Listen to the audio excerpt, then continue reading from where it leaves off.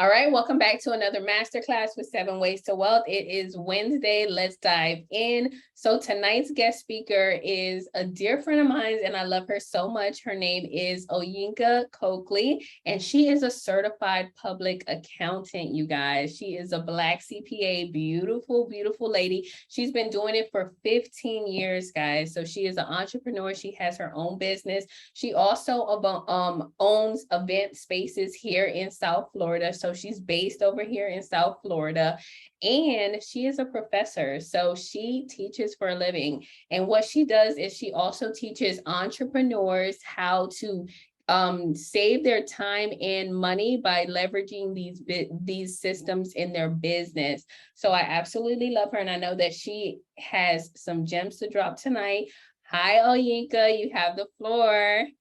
Thank you. Thank you. I need you to come with me everywhere I go to give me that introduction. But how are you guys? I'm so glad to be here tonight.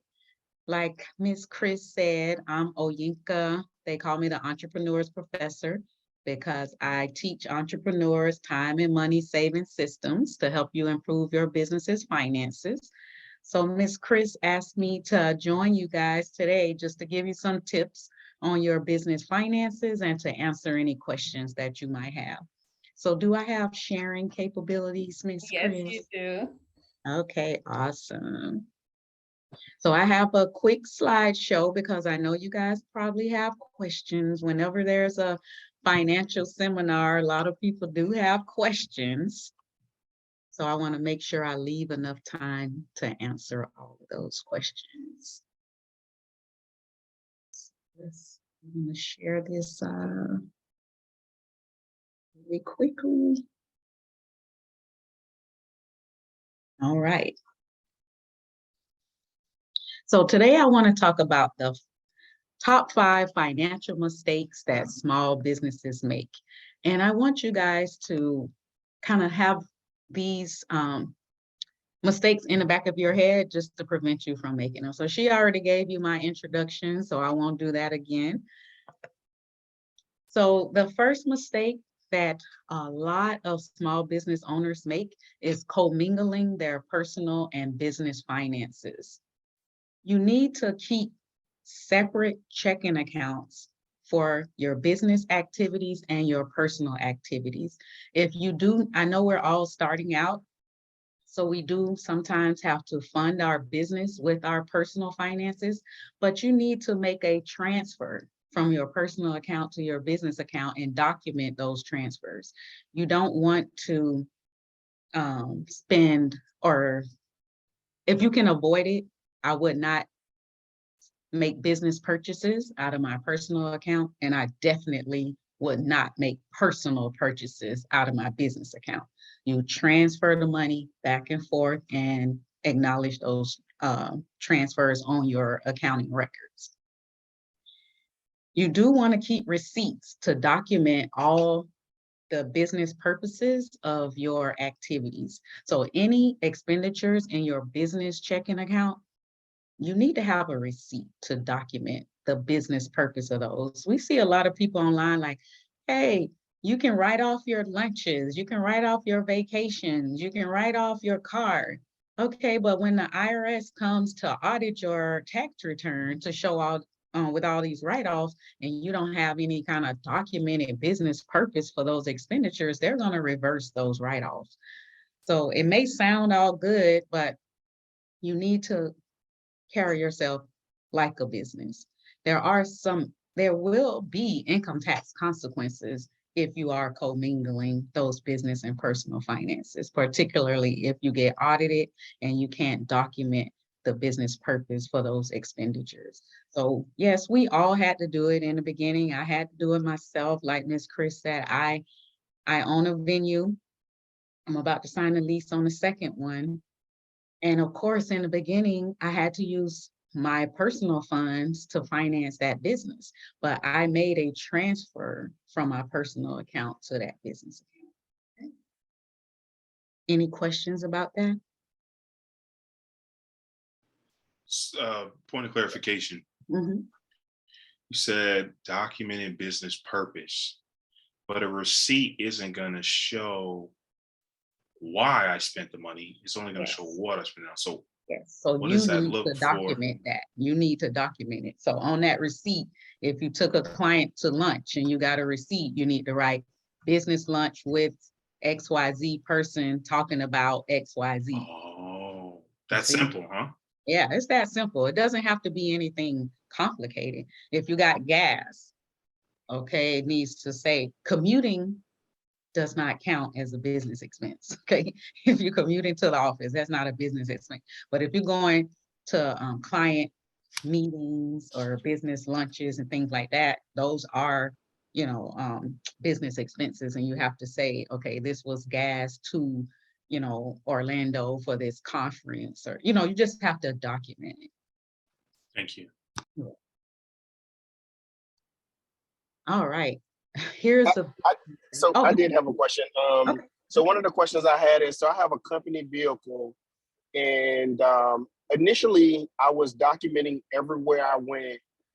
So I would write it down. I went from this place to this place, but I stopped. And being as a company vehicle, I started just using the documents that I would get when I changed the oil, which would show, my mileage that I had driven within the last couple of months. Do you think that's sufficient enough to document it? One, it's not me documenting it, right? It's actually the company putting the mileage in the system, and it shows the mileage that I started at the beginning of the year in the end. So it's not me saying, oh, I drove these miles. It's actually the company that, is changing my oil. Yeah, but just by having a receipt that you went this number of miles doesn't say what was the business purpose for driving those miles.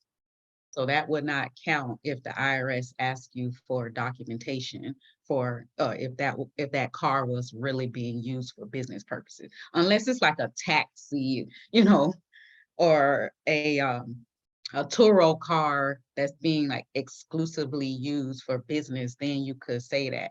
But then they would want to see, the trip history or something like that. So you have to show that that car is being used for business purpose. A lot of people say, oh, the car is in the business name, so it's a business expense. Not necessarily, because you could get the car in the business's name, but you're using it for personal errands. And that's not a business expense. So you have to, what you were doing before, which is document, okay, the starting mileage was this, the ending mileage was that, and it was because I went to, Sam's to pick up supplies. I went to this lunch with this customer, etc. Those are the kind of things that will bite us, because you go ahead and deduct the depreciation on that car as a business expense, and then they come back and say, okay, well, show me that you use this car for business purposes, and you don't have any documentation of what you use the car for. Make Okay. sense? Good questions. So I heard you guys talking about this earlier. You have employees. So how do we pay them? A lot of us like to make it easy and pay these employees as independent contractors, because, you just send them a Zelle or a Cash App, give them a 1099 at the end of the year for your total payments. But you can't pick and choose if you want the person to be an independent contractor or if they're an employee. If you control the time and place that they work, and if you direct the person's activities, they are an employee. If you give the person an assignment and they complete it on their own time, then you can call that person a contractor. So if you're having somebody clock in and clock out on the schedule that you give them, they're an employee. They're not an independent contractor. So if they're an employee, you need to put them, you need to give them a paycheck, and you need to withhold taxes from their pay. You also need to remit those taxes withheld to the applicable governmental agencies. If it's a 1099 project-based employee, then at the end of the year, you just give them a 1099 form, totaling how much you paid them for the year, and you're done with it. You report that total to Social Security. But a lot of small business owners make this mistake, and you classify somebody as a contractor when they're not supposed to be. And what happens is the Internal Revenue will come back and say, hey, oh, well, just to backtrack. So I said you do have to pay taxes. You have to pay payroll taxes on those employee wages. So you say, oh, I don't want to pay payroll taxes. I want to save money. So I'm just going to pay them as a 1099 contractor. Well, Internal Revenue is going to come back and say, well, hey, this person was supposed to be an employee, and you were supposed to withhold X amount of taxes. So now I want those taxes from you. So you don't want to make that mistake. If you control their time, they are an employee. And I know doing payroll can be complicated. Where are you guys located? Give me some ideas of where you located. I'm in the United States. I know. Well, I was assuming that, but I mean, like, what state or what cities? I'm in Houston, Texas. Okay, Houston. A-Town. A-Town, okay. So states like Atlanta, Georgia, they have a state tax, that the employees need deducted from their pay in addition to federal tax. So a lot of people are like intimidated by doing payroll when they have to worry about keeping track of how much taxes I should deduct from my employees' paychecks, making sure they get paid on time, etc. But there are a lot of payroll companies that are inexpensive that can handle that task for you. So I don't want you to be intimidated by paying somebody as an employee. Even if you have to just hire a payroll company to make sure it's set up properly, it will be a great idea. So any questions about paying employees? Who's a contractor? Who's an employee? Okay. Is that a service you offer? Absolutely. Okay, because I'm not doing it. And it's very simple. And what I was telling, I had a consultation today, and she was a nonprofit in certain forms that they have to get filled out. But I'm a big believer on, I can do it for you, but my time is kind of limited. So it's better for me if I teach you how to do it. Because a lot of the tasks that we think are so difficult, accounting wise, if you have the right person show you how to do it, it's very simple. So I can either show you how to set up your payroll, or I can do it for you. Either one is fine. Now, this is one that really hurts a lot of us as small business owners. We're good at what we do. I heard you earlier saying you had some big invoices out there. So we go out and we sell. We're good at that. But keeping up with the billing, and we're not keeping up with the collections. We're not following up on past due accounts. We don't invoice our clients regularly. We do the work for them, on the 1st. We don't send them the invoice until the 25th. They forgot that we came over and did whatever service. Now it's going to take, a long time for them to pay you.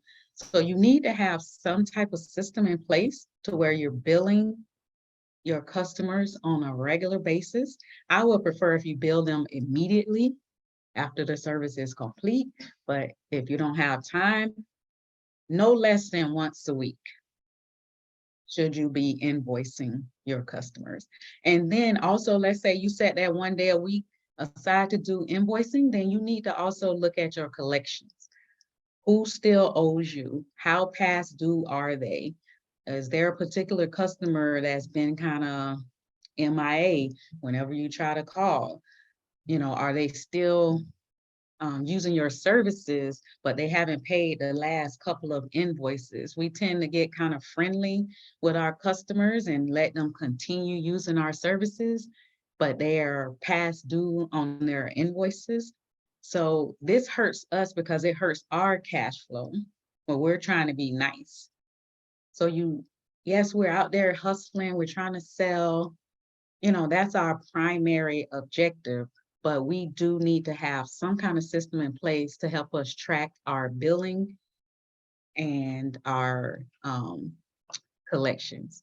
Yeah, pay the bill, pay the price. That's right. Service is disconnected if the bill is not paid. Now, this one I know a lot of us are guilty of. We use way too many systems to manage our business finances. We have one system we use for billing. We have another system we use for collecting payments. We have a credit card processor. We might have a CRM. we have so many different systems that we're trying to use. We have an accounting system, maybe. We're tracking stuff on an Excel spreadsheet. So we have so many different systems that we're using to track our business finances. A lot of times these systems are not integrated with one another. So we have data all over the place. So it's getting difficult for us to manage. And not to mention, some of these systems, most of them have some type of monthly fee. So now you're paying a monthly fee for 5 different systems when you could try to consolidate some of those or choose a system that can handle all of your needs. A lot of us like to jump on the bandwagon too. Like, oh, such and such told me about this system, let me try it. Well, such and such told me about this, let me try it. So let's try to make a list when you have a minute. Make a list of all the systems that you're using, and let's see if we can consolidate some of those or use them more efficiently to cut down on some of the number of systems and the fees. Because another problem is if you're using all these different systems, you have to become proficient at using all these different systems, right?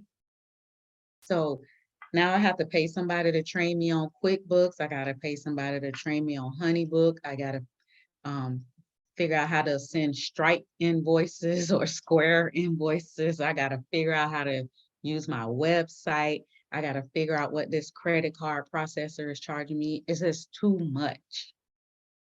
So let's try to evaluate our process so we can eliminate some of these systems. Give me some systems that you guys are using. Team Vonza over here. We use that for courses, some marketing funnels. Which one? It's called Vonza, Black-owned Vonza. platform. Okay. Yeah, solid. I use Keep, formerly Infusionsoft, for my marketing CRM. Mm-hmm. And I'm still trying. I hate PayPal, so I'll probably switch to Stripe or QuickBooks. Right. What else? Who else is using different systems? PayPal is not one of my favorites either, but that's between us.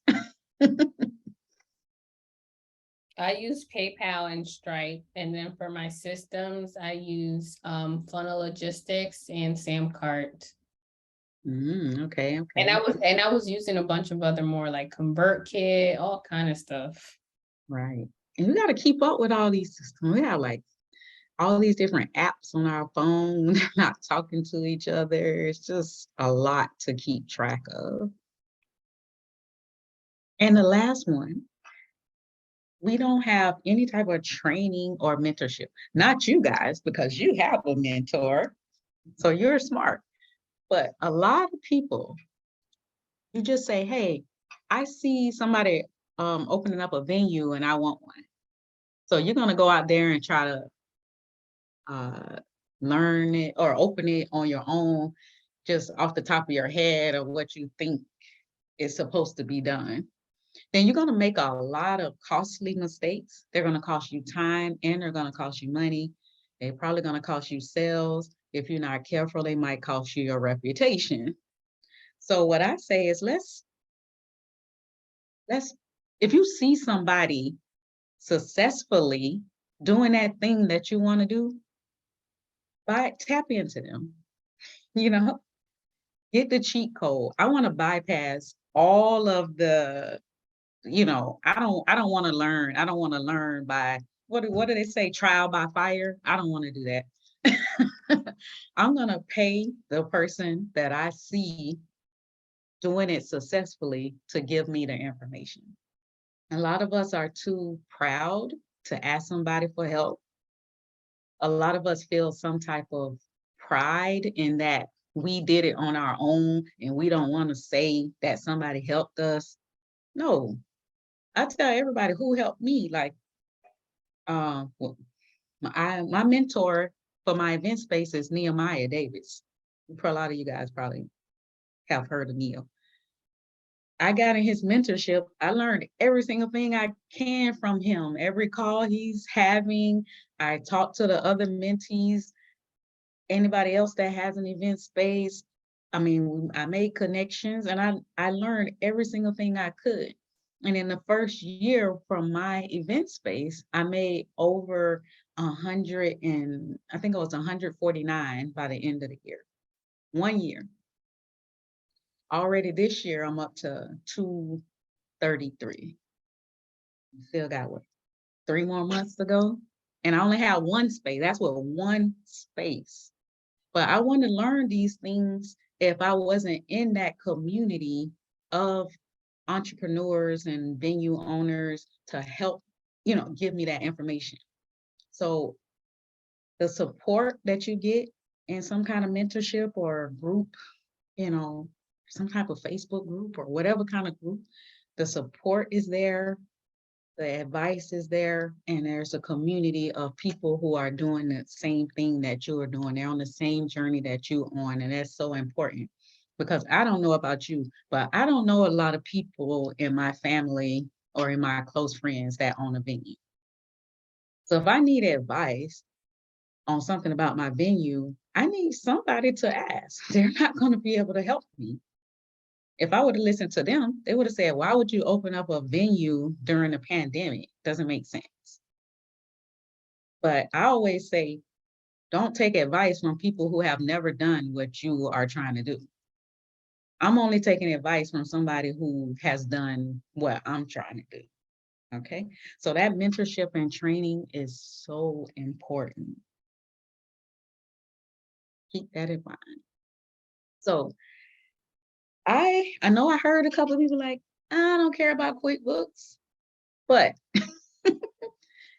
QuickBooks can be a solution that will help resolve a lot of the issues that I just mentioned. It'll eliminate you from having multiple systems because you can do your billing, you can do your credit card processing, you can collect payments, you can do your payroll, all in that one system. The one good thing about it is it's cloud-based. You can access QuickBooks from anywhere, and they have a great mobile app. So if you're at a customer site and you want to send them an invoice right away, you can. Or if they ask you a question about their balance or anything, that information is at your fingertips. You don't have to worry about the invoicing and forgetting to send customers payment reminders because those type of things can be automated. And it can run your financial reports in seconds. So you always have an idea of what your revenue was for the month and what your expenses are. And I don't know about you guys, but I can't manage my business properly without having a clear idea of what my revenues and expenses are. A lot of us are operating on, I call it bank account accounting. So it's like, I have $10,000 in the bank, I'm good. Yeah, but you forgot about that you got 20,000 on these business credit cards. Or you forgot that you didn't pay a major bill. So yeah, of course your account balance looks good because you're not keeping track of all of your financial activities. So using a system like QuickBooks or any kind of accounting system will help alleviate some of those problems. So if you want to learn a little more about QuickBooks, I do have a boot camp that I teach. The next one is coming up. I have a discount code for you guys, give you $25 off. You can just take that QR code if you want, check it out. no pressure, but I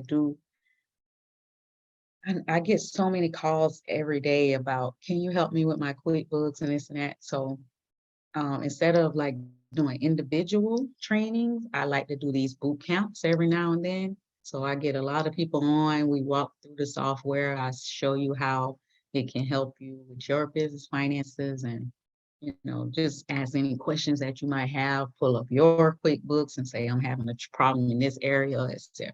So that's a service I do offer.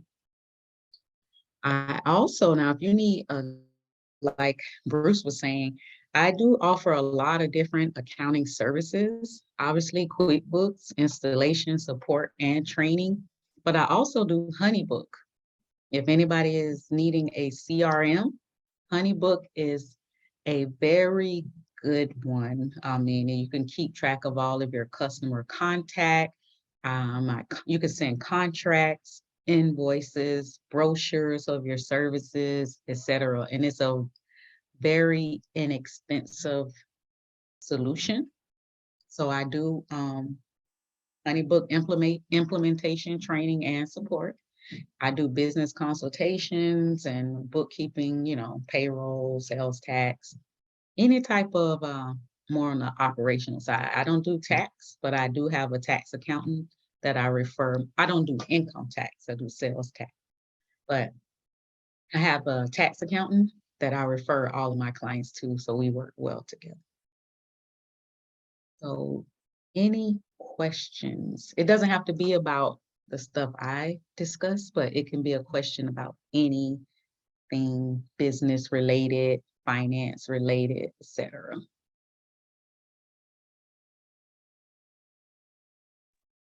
I have a question about the event space. Mhm. Offer consultation for that, because I know one of our members is actively looking for an event space, but hasn't had any luck yet. So if they could sit down with someone like you, who's actually in the market that they're looking for and has a successful event space, that would be beneficial to them. Absolutely. So I do have a mentorship for my event space. It's more of a one-on-one versus a course. So with my mentees in the event space area, we meet once a week.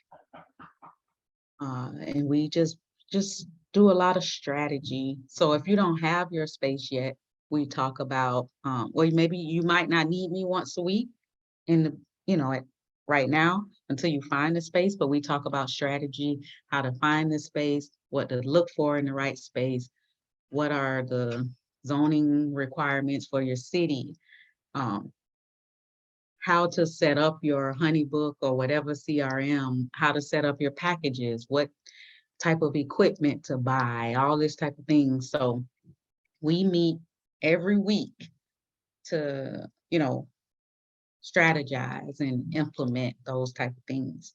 And my current mentee, he has his space already, but he wasn't really, he said if he got 3 events a month, he was lucky. And I'm doing like 3-4 events every weekend.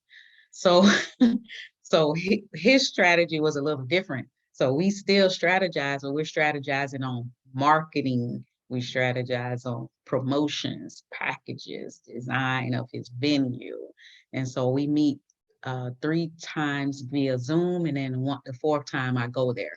So it all depends on what you need, but I definitely can consult in that event space area.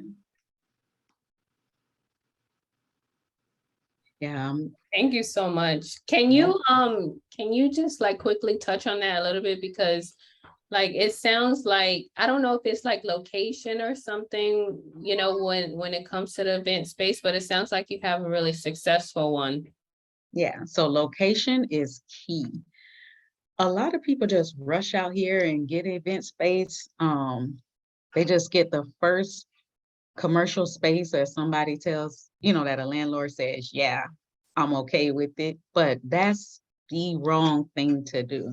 There's a lot that goes into picking the right space. What, first of all, does the city permit that location to be an event space? A lot of cities have negative, they just have a negative connotation to the word or the phrase event space.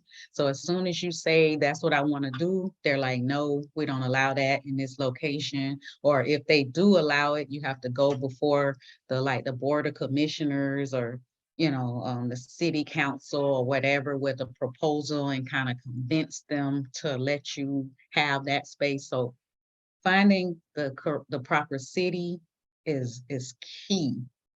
I've known 2 people who haven't had an event space and they had to shut it down either because the city wouldn't approve it or the landlord had a problem with the zoning or something like that. And that's the last thing you want to do is put all this money into this business and have to shut it down within a year.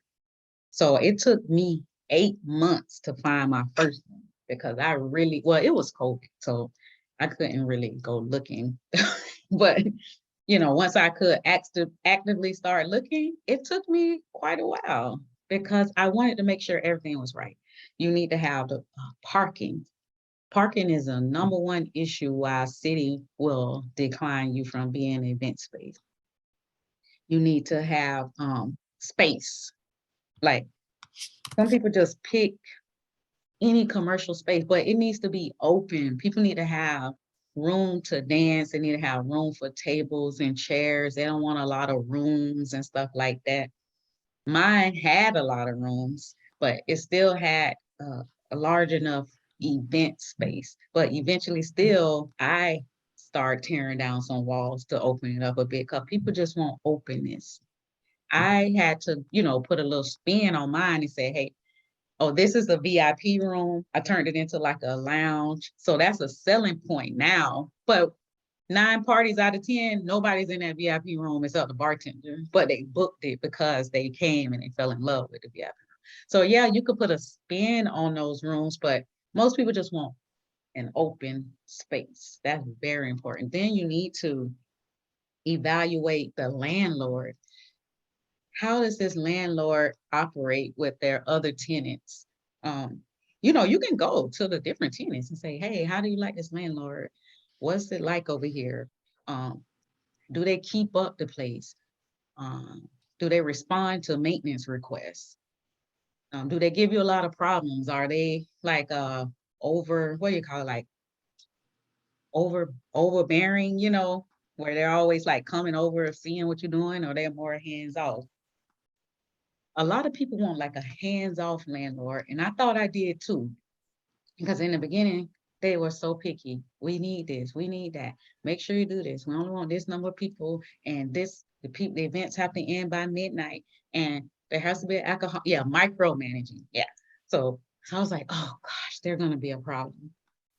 But when I have a problem, the same way they are in the beginning is how they're going to be when you have a problem. So if they're lax and laid back when you have when in the beginning, when you're getting, they're going to be lax and laid off when you have laid back when you have a problem. So for example, my space is 2,000 square feet. It was 2 bays that had individual air conditioning. So before I signed the lease, and which is something I got from my mentorship, before you sign that lease, have those AC units inspected so you know what you're getting into, because that's the worst, is having a party and it's hot, right? So I had the AC units inspected. They were both 17 years old. What if I would have signed that lease? Within the first 3 months, the first one went out.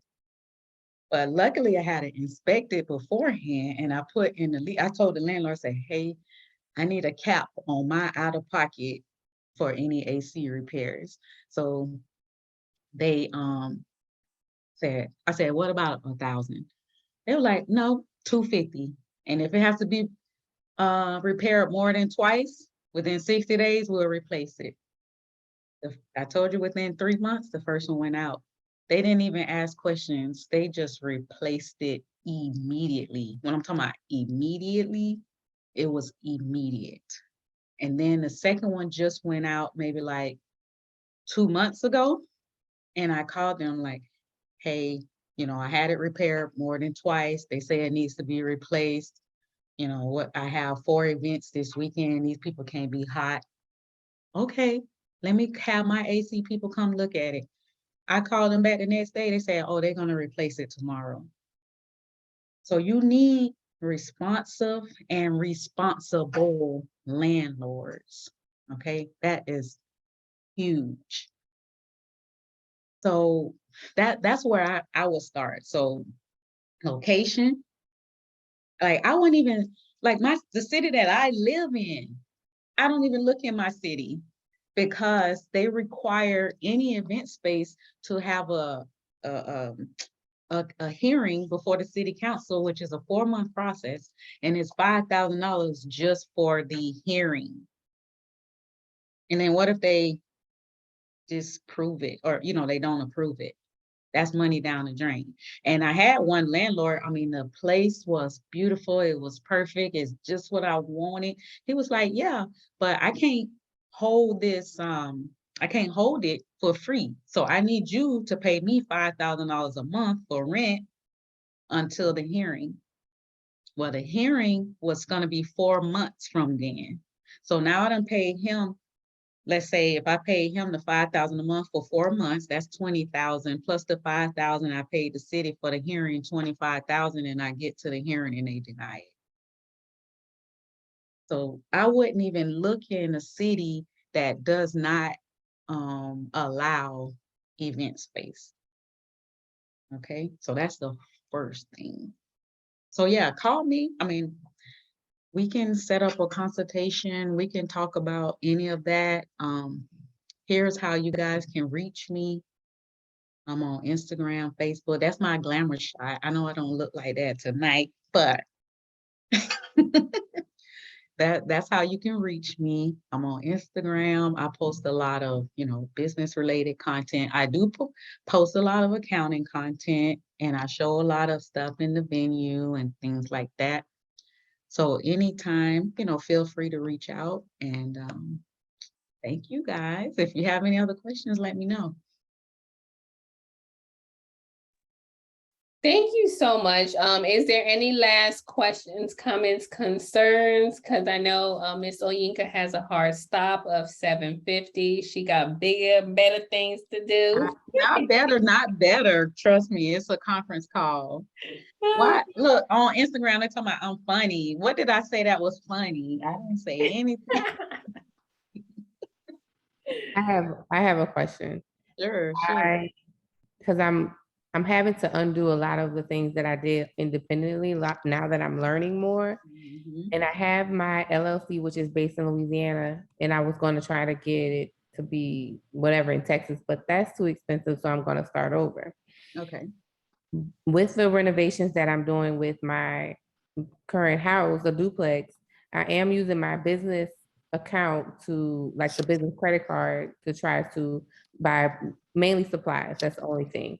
On the flip side, I am using a line of credit that's under my name from my credit union for labor expense. Okay. When transferring funds from my personal account into my business account, originally I was putting owner equity into the comments just so I can cover myself. Exactly. As far as, do I continue to do that to start paying down that credit card? Because I know I'm gonna have to redo my whole process when I create an LLC here in Texas. So what I did was I didn't call it owner investment, which you can, because it is equity if you want to call it that. But I called it a loan. Okay. So it was a loan from me to my business. So now on a monthly basis, I repay myself that loan that I gave my business in the beginning. And you can even charge your business interest on that loan. Even if and the thing is, I'm solely just using the credit card because 0% interest. Absolutely. Yeah. And so But especially in the beginning, I did the same thing, but all of those charges, I said they were loans to the business from me personally. okay. So you definitely can do that, and you want to document in your business's accounting record. And then as you want to repay that credit card, you just say, okay, I'm paying back those loans. Mhm. Transfer the money, not to the credit card though. No, it Transfer goes to the bank account and Okay. then the payment to the credit card. Okay, good. That's exactly right.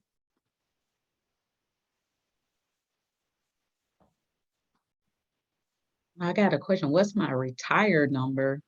I mean, dollar amount? Ah, man. Retired number. I don't know. I really haven't thought about it, you know? I really do need to think about that because, you know, I'm getting old. I may not look it, but I'm old. So I at least probably need 3 million in the bank for me to retire the way I want to. But I do want to have a condo. Like I want to downsize. And one of my goals is to have a condo in the I thought Dominican Republic, but then I went to Mexico last month and I was like, maybe I should get a condo in Mexico because it was only an hour and a half flight. I'm in South Florida for you guys who didn't know. So it was only an hour and a half flight and they have very reasonably priced condos, but something about Dominican Republic just felt home. So I should be able to retire quite inexpensively if I have a space in one of those locations, and then I'll just downsize and get a condo here. So with me, my goal is not money. My goal is location and time freedom. So when I have enough money to where I have location and time freedom, then I will be ready to retire.